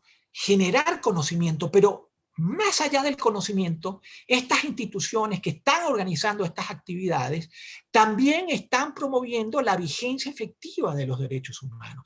Entonces, el conocimiento está acompañado con un segundo momento que es la comprensión. Conocer, comprender, y luego viene la aceptación. ¿Realmente esto que estoy comprendiendo lo acepto? ¿Estoy de acuerdo? ¿Ok? Porque pudiera haber discusión sobre, digamos, lo que he conocido y lo que he comprendido, si realmente coincido o no coincido. Y uno puede tener sus propios criterios y puede disentir o no disentir, pero en todo caso eso es parte de la conciencia crítica que estamos buscando, porque la educación en derechos humanos es en y para los derechos humanos. No entendemos el sentido de una simple transmisión de conocimientos que no esté destinada precisamente a una vigencia efectiva. Y ahí es donde está nuestro rol. Entonces, conocimiento, comprensión, aceptación. Luego de la aceptación viene un momento que quizás es el más difícil de todos. Yo puedo aceptar, pero no necesariamente lo internalizo. Eso es llevarlo al ADN nuestro, internalizar esos derechos, ¿verdad? Y luego de la internalización, pasar a la vivencia de los derechos. Los derechos humanos, en gran medida, no son otra cosa que un gran marco ético, un marco ético. Nosotros deberíamos entender que nuestra libertad debe ser ejercida de manera ética. Y cuando en el artículo 1 se hablaba de que debíamos realmente conciliar la libertad con la igualdad a través de la fraternidad, eso a través de la razón y de la conciencia, no hacemos otra cosa que promover precisamente el ejercicio ético de la libertad. Y eso es algo que nosotros debemos reconocer, aceptar, y no solamente reconocer y aceptar, sino que nosotros también deberíamos instrumentarlo y llevarlo a nuestra cotidianidad. Entonces, este llamado círculo virtuoso es el que podría llevarnos a nosotros a contribuir de manera efectiva con la vigencia de los derechos humanos. Entonces, paso a un cuarto momento, porque ya los minutos creo que ya me quedan pocos. En el cuarto momento, yo quisiera también distinguir entre la democracia en sentido formal y la democracia en sentido sustancial, porque nosotros podemos tener una democracia en el sentido formal, pero porque se cumplan con algún tipo de requisitos, porque haya elecciones, porque se eligen autoridades dentro de los tiempos acordados. Pero resulta ser que cuando nosotros vinculamos lo que es la democracia sustancial con la vigencia efectiva de los derechos humanos, le damos otra dimensión.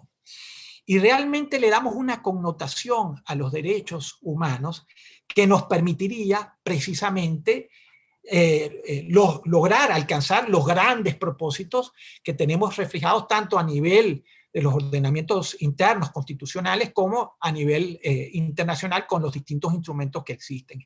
En pocas palabras, estos son los desafíos que nosotros tenemos, pero que requieren un compromiso desde el punto de vista de una visión, de un foco donde no nos sintamos como individuos que estamos aislados trabajando hacia un propósito determinado, sino que formamos parte de una gran comunidad, de una gran sociedad o de un gran movimiento que está logrando una transformación profunda.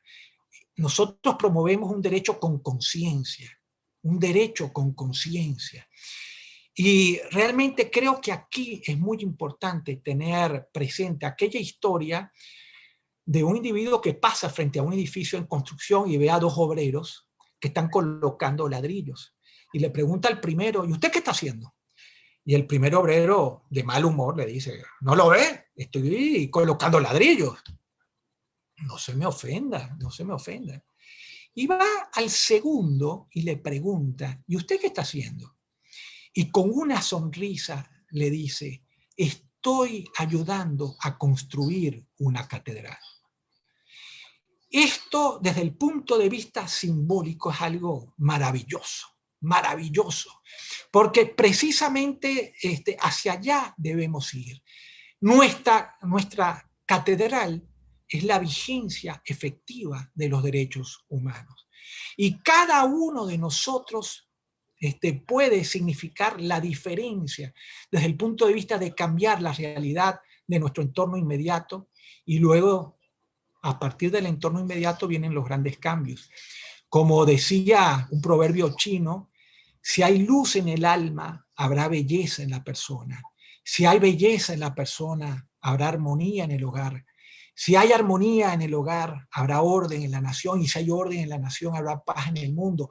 Todo empieza con la luz en el alma, todo empieza con actos individuales, pero que cuando nosotros presentamos esos actos dentro de una visión donde nos unimos, las distintas personas de buena voluntad, y a través de un derecho con conciencia, pues nosotros podemos cambiar la mirada. Y al cambiar la mirada, cambiamos a la humanidad.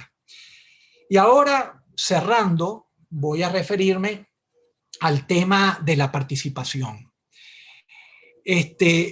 Con el tema de la participación, yo quiero que ustedes vean, realmente, cuando nosotros hablamos de participación, podemos entenderlo de dos grandes formas, a mi manera de ver las cosas. Y voy a empezar con una historia. Hace unos 20 años yo tomé un curso de Derechos Humanos, y en ese curso de Derechos Humanos me acuerdo de la Red de Apoyo por la Justicia y la Paz. Y entonces nos dijeron, bueno, vamos a hacer un juego de roles, hagan un pequeño guión y van a escenificar unos derechos humanos, ¿ok? Entonces nos dividimos como en 4 grupos. Y entonces resulta ser que cuando nos dividimos en grupos, cada quien se esmeró y entonces al final presentamos nuestra ponencia. O no la ponencia, el guión que habíamos cada uno preparado. Y entonces el facilitador, cuando terminamos, nos dijo, bueno, los felicito, estupendo lo que presentaron y todos estábamos realmente muy orgullosos, ¿no? Eso sí, nadie hizo lo que se les pidió. O sea, realmente, bueno, ¿qué pasó? ¿Qué pasó? Bueno, muy sencillo. Los cuatro grupos no presentamos nuestros guiones sobre derechos humanos, sino sobre violación de derechos humanos. Es decir, cuando a nosotros nos hablan de derechos humanos, es como si tuviéramos un chip y entonces de repente inmediatamente lo asociamos con el tema de violación de derechos humanos. Y no, en absoluto. Los derechos humanos, nosotros debemos, como propósito de vida, luchar por su vigencia efectiva. Ese es nuestro gran propósito. Y cuando haya una violación de derechos humanos, bueno, naturalmente tendremos que luchar porque haya una documentación, porque haya denuncia, porque haya difusión. Cierto, cierto. Pero nuestro desafío está allí. Nosotros tenemos que contribuir a lograr la vigencia efectiva de los derechos humanos. Y para eso debe haber un compromiso, debe haber un círculo virtuoso completo que lleve a la internalización y a la vivencia de los derechos humanos, porque yo creo profundamente, pero profundamente, que si cada uno de nosotros modela la vigencia efectiva de los derechos humanos, pues sencillamente vamos a lograr esa gran transformación que estamos buscando. La educación está centrada en el modelaje. Si somos incongruentes entre lo que pensamos, decimos y hacemos, no solo no hacemos nada, sino que estamos haciendo mucho daño. Estamos haciendo mucho daño. Así que la participación, yo invito a que la conciban en esa doble dimensión. Y hay muchas instituciones que están trabajando, individuos, defensores de derechos humanos, para hacer realidad los derechos humanos. Y eso implica, como les digo, todo este círculo virtuoso, pero por sobre todas las cosas eso implica tomar una decisión. Eso es una decisión de vida. Los derechos humanos serán algo tangencial en mi vida. Serán algo tangencial. O los derechos humanos serán como una especie de eje transversal que va a atravesar todas mis actividades, desde el hogar, desde el trabajo, desde la comunidad, desde el abordaje, desde las distintas actividades que yo esté desarrollando. Nosotros necesitamos un cambio profundo. Lo necesitamos. Pero el primer cambio empieza por nosotros mismos. Muchas gracias. Y ahora cedo la palabra para que... Por ahí hay muchas preguntas, pero no sé si dará tiempo de responder algunas cuantas. Bueno, muchas gracias.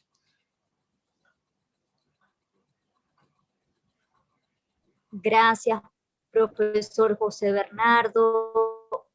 Realmente fue un gusto escucharle, tan apasionado en esa ponencia, y nos quedamos con varias frases, entre ellas, bueno, tener mucha pasión por lo que se hace y vivir los derechos humanos con sentimiento y además con acción. Por acá hay dos preguntas. La primera de ellas dice lo siguiente: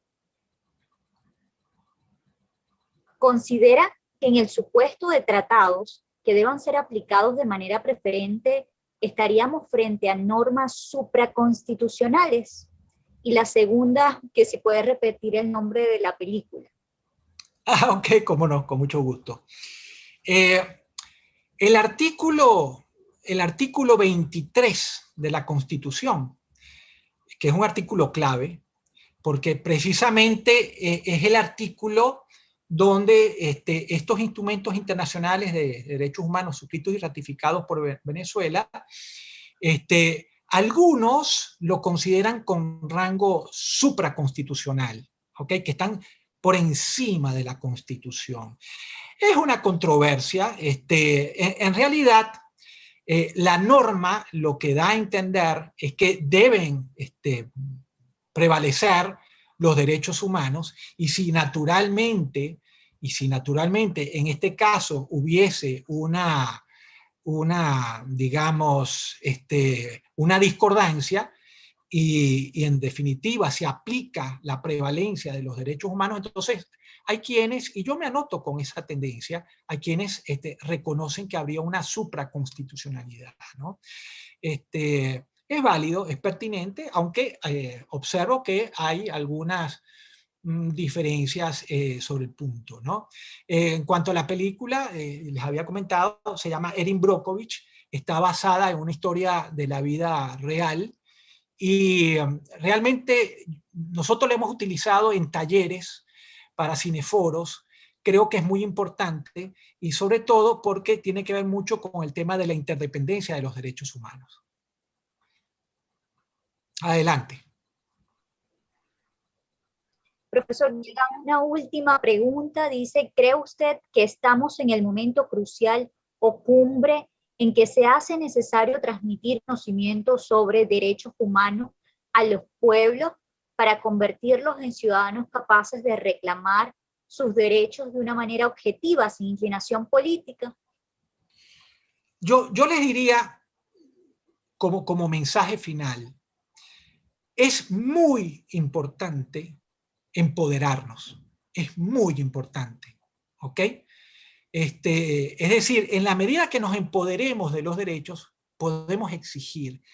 Pero, ojo, porque la propia Declaración Universal de los Derechos Humanos también lo reconoció de manera clara, no descuidemos los deberes humanos, ¿ok? Tenemos derechos y tenemos deberes.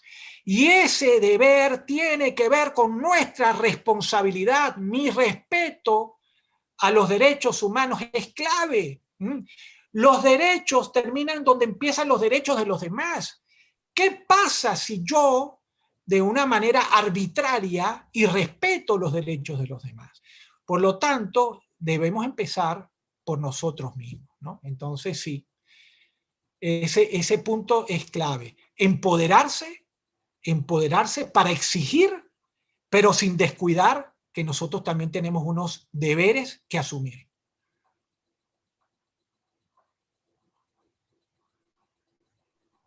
Así es. Bueno, ha terminado el ciclo de preguntas y respuestas. Muchísimas gracias, profesor José Bernardo Guevara. Ahora le cedo la palabra a la directora de CEPAS, Beatriz Borges, para que dé por culminado el evento el día de hoy. Adelante, profesora Beatriz, tiene la palabra. Bueno, muchas gracias, saludos nuevamente, agradecidas con Juan Mogollón y con José Bernardo, pues amigos, parte del movimiento de derechos humanos venezolano, y bueno, que nos han dado estas reflexiones desde su experiencia, desde su corazón, desde su sentimiento en una situación pues bien compleja que vivimos o que se vive en Venezuela, y que pues complementan todo lo que ha sido las reflexiones de los primeros dos módulos que buscan y que apuntan a la defensa de los derechos humanos, al restablecimiento del Estado de Derecho y sobre todo al derecho de vivir en democracia, y donde la base de esta exigencia y el corazón de esta exigencia son los derechos humanos. Así que agradecida especialmente, José, gracias por estar con nosotros esta noche. También, Juan, gracias por tu participación. Y a todos, pues, también muy emocionados porque ya estamos entrando a nuestra última semana del programa de formación. Han sido semanas bien intensas, pero con el privilegio de tener a grandes personas comprometidas con la defensa de los derechos humanos. Así que, bueno, la invitación es a vernos la próxima semana, en lo que es la última semana del módulo de formación, a que puedan estar en contacto con Juan Mogollón y conectarse con la plataforma de la Red de Artistas Ciudadanos por los Derechos Humanos, de manera que también ya podamos ir pensando en estas acciones que vamos a hacer de activismo por los derechos humanos vinculadas al programa de formación, y que nos van a permitir poner en práctica o poner desde la acción práctica todas las reflexiones que hemos hecho durante estos días. Tomo las palabras de José Bernardo, diciendo la importancia del ejercicio, de este empoderamiento de nuestros derechos y esta oportunidad que nos brinda este espacio para poder ponerlos en acción. Así que bueno, feliz noche a todos y a todas, agradecida en nombre de CEPAS, en nombre de Aula Abierta y en nombre de todos quienes han aportado para que este paso sea posible, y nos vemos la próxima semana. Feliz noche y muchas gracias.